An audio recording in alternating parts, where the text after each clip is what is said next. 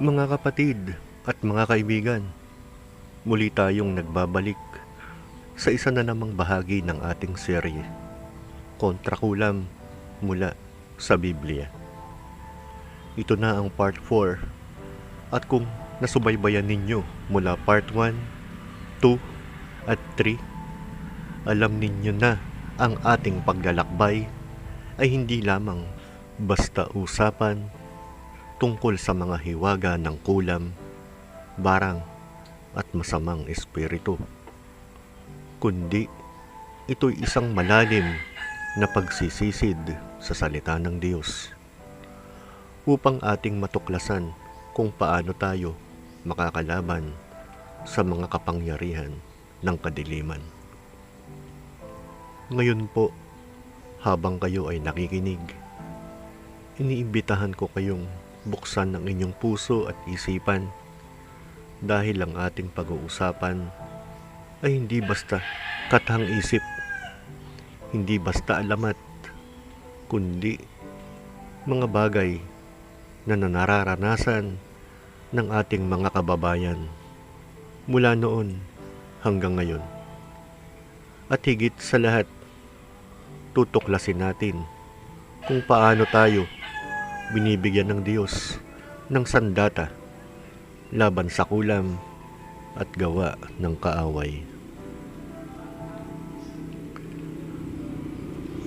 Ang kalikasan ng kulam at ang pandilinlang ng dyablo. Unang-una, dapat nating maintindihan ano ba talaga ang kulam. Sa maraming kultura sa Pilipinas, mula sa Luzon, Visayas at Mindanao, naririnig natin ang iba't ibang anyo nito. May mga mangkukulam na gumagamit ng larawan, buhok, kuko, damit at iba pang personal na gamit ng biktima upang itusok ng karayom o bigkisin ng orasyon. Mayroon ding mga sinasabing barang kung saan mga insekto o hayop ang ginagawang kasangkapan upang pahirapan ang tao.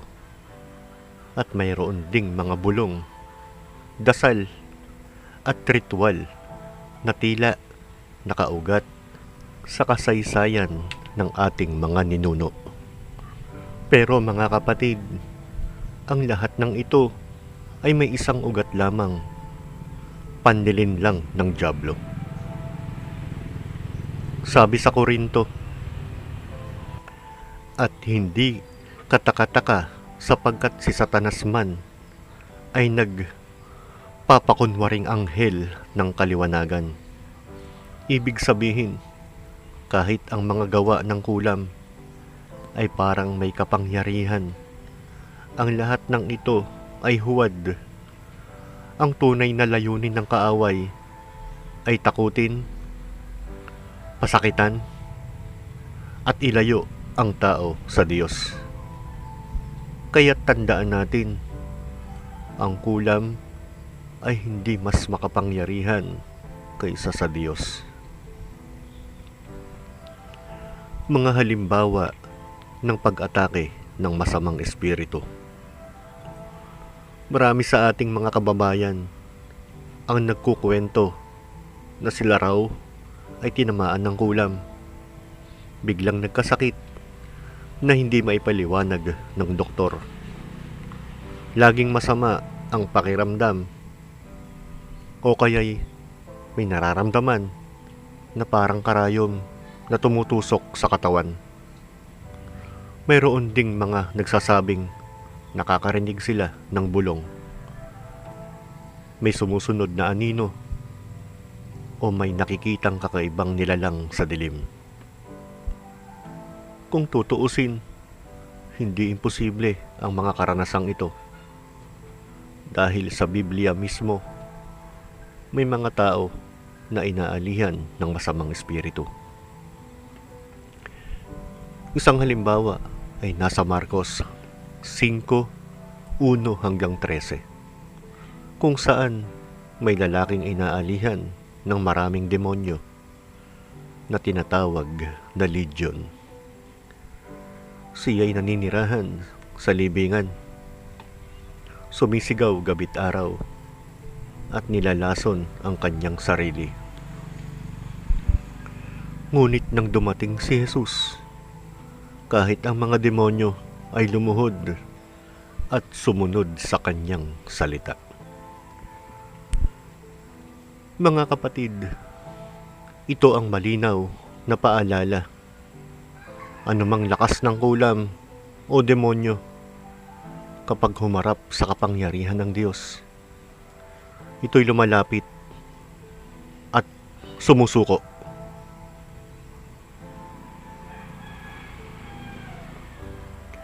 Bakit pinapayagan ng Diyos na may mga nakararanas ng kulam?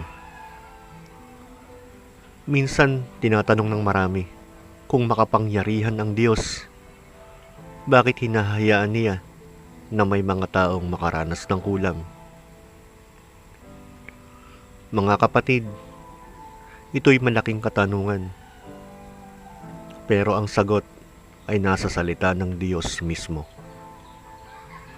Ang kulam at gawa ng masamang espiritu ay paalala na tayo ay nasa espiritual na digmaan.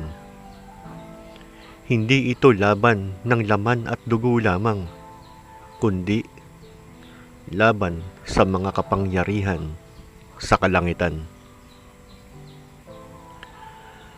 Efeso 6:12. Sapagkat ang ating pakikibaka ay hindi laban sa laman at dugo, kundi laban sa mga pamunuan, laban sa mga kapangyarihan, laban sa mga namumuno sa kadilimang ito sa sanlibutan, laban sa mga ukol sa espiritu ng kasamaan, sa mga dakong kaitaasan. Ipinapakita ng Diyos na sa gitna ng mga ganitong pagsubok, siya lamang ang ating kanlungan. Hindi tayo dapat lumapit sa albularyo, manggagamot, o sino mang gumagamit ng kulam din. Bagkus, ito'y pagkakataon upang lalong lumapit sa Diyos at magtiwala sa kanyang salita. Mga hakbang kontra kulam ayon sa Biblia.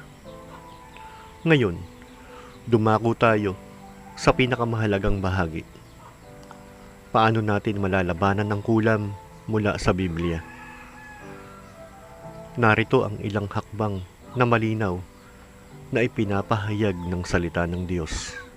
Una, pananampalataya kay Jesus. Sabi sa Juan, "Ako ang daan, ang katotohanan at ang buhay. Walang makaparoroon sa Ama, kundi sa pamamagitan ko." Kapag si Kristo ang ating Panginoon at tagapagligtas, wala ni isang kulam ang makagagapi sa atin. Pangalawa, panalangin. Sa Mateo 6:13, itinuro ni Jesus na manalangin tayo at huwag mo kaming ipahintulot sa tukso, kundi iligtas mo kami sa masama. Ang panalangin ay parang kalasag na pumupunit sa plano ng kaaway. Ikatlo, pagbasa ng Biblia.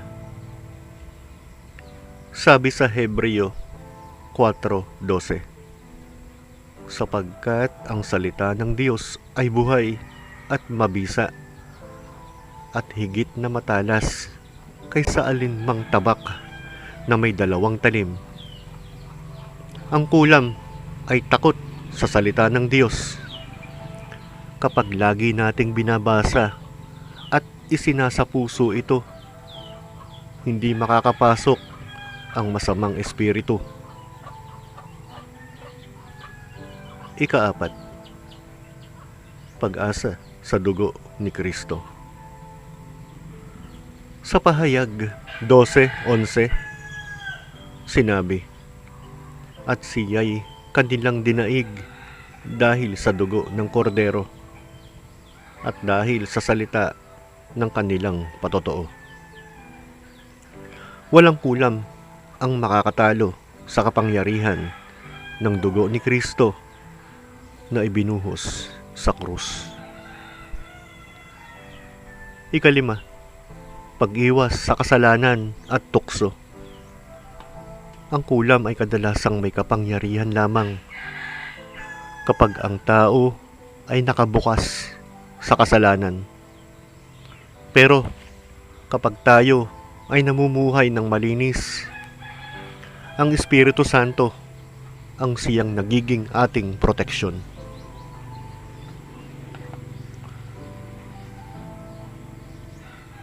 Mga kwento ng paglaya.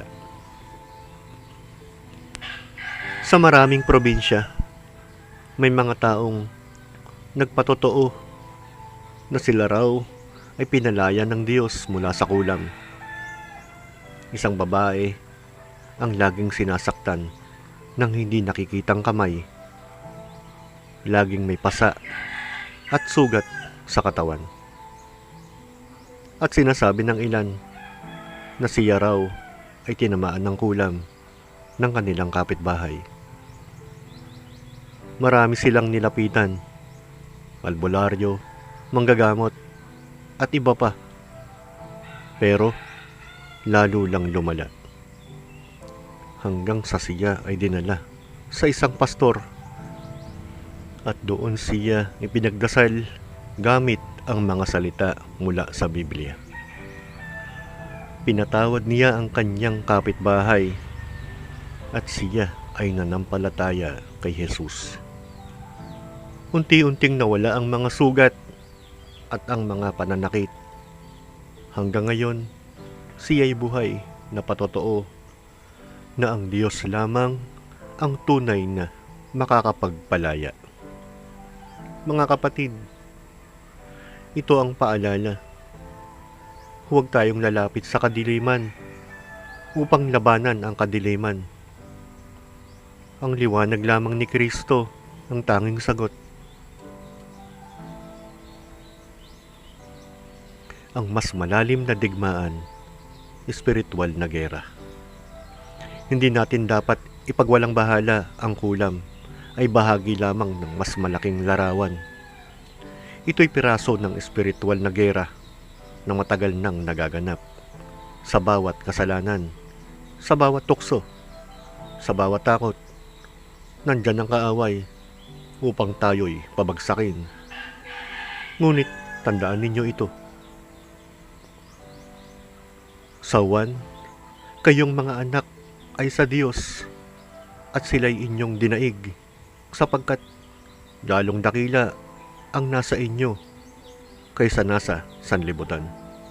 Ang Espiritu Santo na nasa atin ay mas makapangyarihan kaysa sa lahat ng demonyo, kaysa sa lahat ng ritual ng kadiliman. Kaya't huwag tayong matakot. Oo, may kulam. Oo, may masamang espiritu.